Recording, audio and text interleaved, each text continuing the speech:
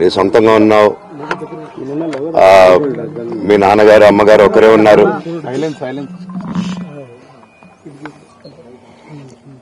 మీ నాన్నగారు అమ్మగారు ఒకరే ఉన్నారు, మీ అన్నయ్య ఏమో దుబాయ్కి షిఫ్ట్ అయిపోయాడు ఫ్యామిలీతో, మీ వైఫ్ ప్రెగ్నెంట్ గా ఉంది, తనకి తల్లిదండ్రులు లేరు, తనకి ఇప్పుడు మీ అమ్మ అవసరం ఉంది, పెద్దోళ్ళు అవసరం ఉంది, నువ్వు అక్కడే ఎలా చూసుకుంటావు అంటే నాకు ఆ రోజు మా భార్య కూడా ఒకసారి వాళ్ళు అన్ని చెప్తున్నారు కదా, ఎందుకంటే ఒకసారి వినండి అంటే సరేమ్మా నీకోసం వస్తాను అని చెప్పి మళ్ళీ తిరిగి రావడం జరిగింది.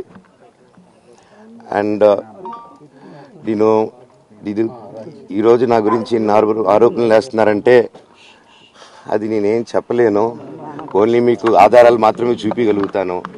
ఇప్పుడు వాళ్ళు చెప్పి నేను చెప్పి ఇది కరెక్ట్ కాదండి, నేను ఎప్పటి నుంచో కూర్చొని మాట్లాడదాం అంటున్నాను. పిల్లలకి లోకల్లో ఉన్న అక్కడ లోకల్లో ఉండేది ఎవరో కాదండి, మా బంధువులే అండి అందరూ, ఆ చుట్టుపక్కల గ్రామాలందరూ మా నానమ్మ ఊరు మా అమ్మమ్మ ఊరు అందరూ మా వాళ్ళండి, వాళ్ళ పిల్లలు మనవాళ్ళు వాళ్ళ బంధువులు. సో వాళ్ళకి అన్యాయం, వాళ్ళు అర్జీలు పెట్టుకున్నారు, వాళ్ళ లెటర్లు పంపించారు, వాళ్ళన్నీ చేశారు. నేను వాళ్ళకి సపోర్ట్ గా మద్దతుగా నిలబడి ఏమైంది నేను అడిగేసరికి వినయ్ అతనికి ఫోన్ చేశాను, మెసేజ్లు పెట్టాను, సార్ వాట్ ఈస్ హ్యాపెనింగ్, ఇంకా కావాలంటే కాలు మీద కూడా పడతానండి, ఈ ఇష్యూ క్లియర్ చేయండి మాట్లాడుకుందాం అంటే చాలా దురుసుగా రిప్లైలు పెట్టారు. నేను ప్రతిదీ ఈరోజు సాయంత్రం 5:30కి ప్రెస్ మీట్ పెట్టి ఇన్నాళ్ళు ఆగానండి, ఇంకా ఆగలేను, ఈరోజు ఈవినింగ్ ప్రతిదీ చెప్పేస్తాను.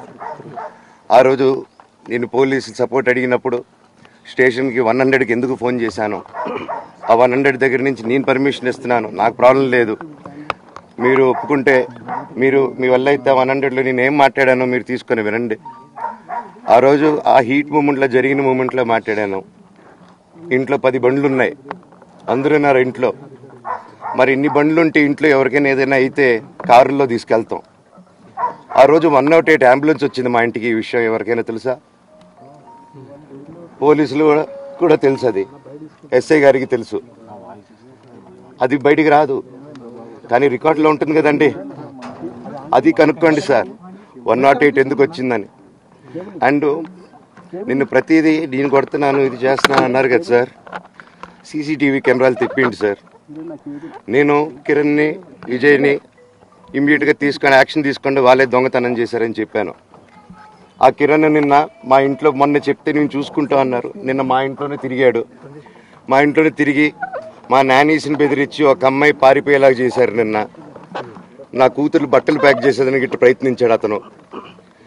అప్పుడు నేను కంగారుగా అప్పుడు డీజీ ఆఫీసులకి వెళ్ళి, భయం వేస్తుందండి పిల్లల జోలికి వెళ్తే, ఎవరికి ఇది అందుకే నాకు మా నాన్న దేవుడండి. ఈ రోజైతే ఏదైతే చూస్తున్నారో మా నాన్నని, ఇది మా నాన్న కాదండి, నేను అబద్ధాలు ఆడేవాడిని కాదు. నా గురించి మీరు ఎవరినైనా ఎంక్వైరీ చేసుకోండి, నా ఫ్రెండ్స్ని అడగండి, నాకు చిన్నప్పటి నుంచి ఉన్న స్నేహితులు ఒక్కొక్కరు వేరే వృత్తిలో ఉన్నారు, వాళ్ళు సొంతంగా కాళ్ళ మీద కష్టపడిన వాళ్ళే అండి. అండ్ నేను కూడా నా సొంతంగానే వచ్చాను, కానీ ఏ రోజు ఇది చేయండి అది చేయండి అని అడిగింది లేదు. అండ్ ప్రతిదీ నేను సాయంత్రం వచ్చి మీకు ఎక్స్ప్లెయిన్ చేస్తాను, దయచేసి కోఆపరేట్ చేయండి. థ్యాంక్ యూ మీరు అందరూ ఉన్నందుకు. విజయ్ అనే వ్యక్తి నిన్న అంత చెప్పిన తర్వాత కూడా మా ఇంట్లోనే నన్ను కొట్టేటప్పుడు అతని కారు నింది వెనకాల నుంచి అలాగే వెళ్ళిపోయారు అందరూ ఉండగానే. మీరు అతని కారు నంబరు అతని సిగ్నల్ని దయచేసి ట్రాక్ చేయండి. అన్ని కంప్లైంట్లు పెట్టిన తర్వాత కూడా మా ఇంట్లో ఎందుకున్నాడు ఆ దొంగ, మీరు దయచేసి ఇది ఇమీడియట్ గా చేసుకోండి. నేను సాయంత్రం లోపల ఒకసారి మీరు అన్నారు ఇందాక మా నాన్న దేవుడు అని చెప్పి, చెప్తాను సార్. మా నాన్న మీ షోల్డర్ మీద గన్ను పెట్టి కాలుస్తున్నారండి, క్లియర్ గా కాలుస్తున్నారు.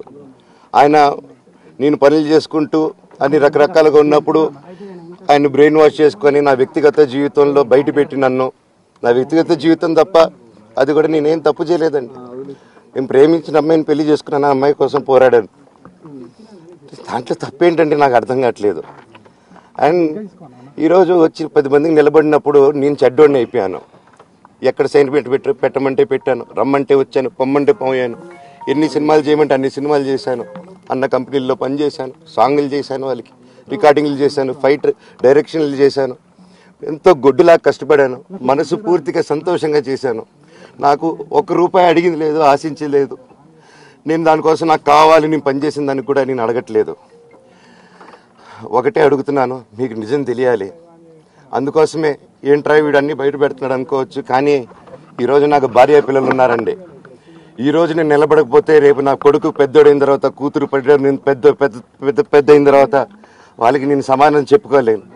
నేను దొంగతనం చేసి వేరే వాళ్ళు కడుపులు కొట్టి నా పిల్లల మొహం నేను చూడలేను, ఆ కూడు నా పిల్లలకి పెట్టలేను. మా నాన్న నన్ను అలా పెంచలేదు, మా అమ్మ నన్ను అలా పెంచలేదు. మధ్యలో మా అమ్మ నలిగిపోతుంది. మా అమ్మని హాస్పిటల్లో అడ్మిట్ అయ్యారని చెప్పి నేను అబద్ధాలు ఆడారు. హాస్పిటల్కి వెళ్ళి చెక్ చేయించుకుంది అమ్మ. నువ్వు వెళ్ళిపో ఇంట్లో నుంచి, నువ్వు వెళ్ళిపోతే వీడిని చూసుకుంటావు మేమంటే, మేము మంచిగా మాట్లాడి పంపిస్తాం అంటే నమ్మి ఆవిడ 3 రోజుల నుంచి దడదడగా ఉంటే వెళ్ళమ్మ అంటే ఏజీకి వెళ్ళడం వాస్తవం చూపించుకొని ఇమీడియట్గా మా అన్నింటికి వెళ్ళిపోయి అన్నింట్లో పడుకున్నారు. మీకు ప్రతిదీ తెలుస్తుంది. ఈ రోజుల్లో ఏది దాచలేరు. మరి ఇంత క్యారెక్టర్ అసాసినేషను నేను చేయని దానికి చేశారు అని, నా భార్య వచ్చిన తర్వాత నేను చెడ్డోడినయ్యానని, అదే వాళ్ళ తల్లిదండ్రులు ఉండుంటే గమ్మునుంటారా అండి?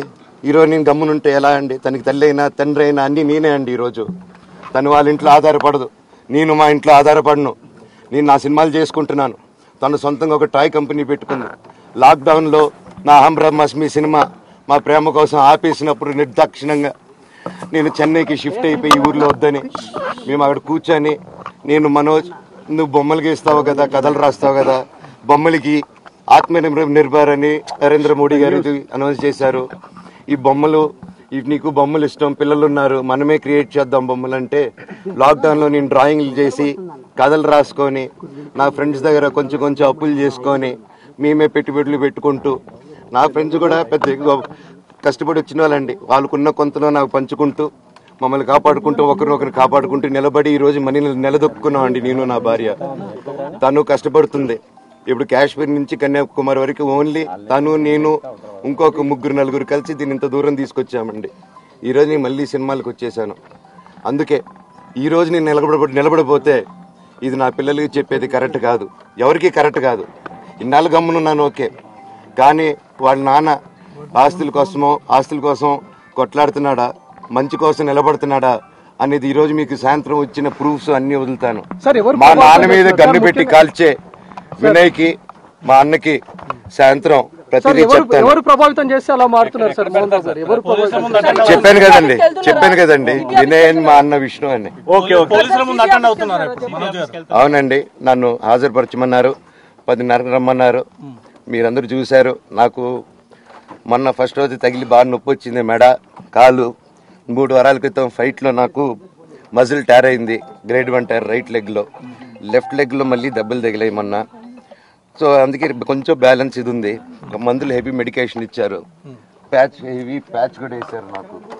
దానివల్లే కొంచెం నడుస్తున్నాను.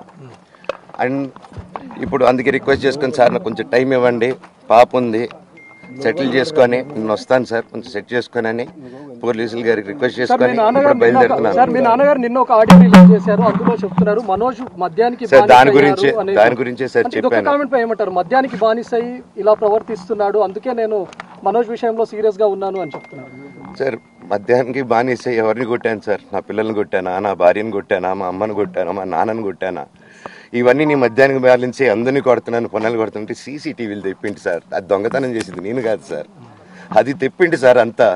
అప్పుడు మాట్లాడదాం సార్, మనోజా ఎవరా అని చెప్తానండి. నాకు ఇంకా కొంచెం క్లారిటీ రావాలి. కమిషన్ ఆఫీస్కి వెళ్తాను, వాళ్ళని కలుస్తాను, రిక్వెస్ట్ చేసుకుంటాను, మాట్లాడుకొని వాళ్ళు ఏం చెప్తారు. 5:30కి మాట్లాడతానన్నా. రంజిత్ అన్న, ఇంకా అన్న, సారీ అన్న, సూర్యం అన్న, సారీ అన్న.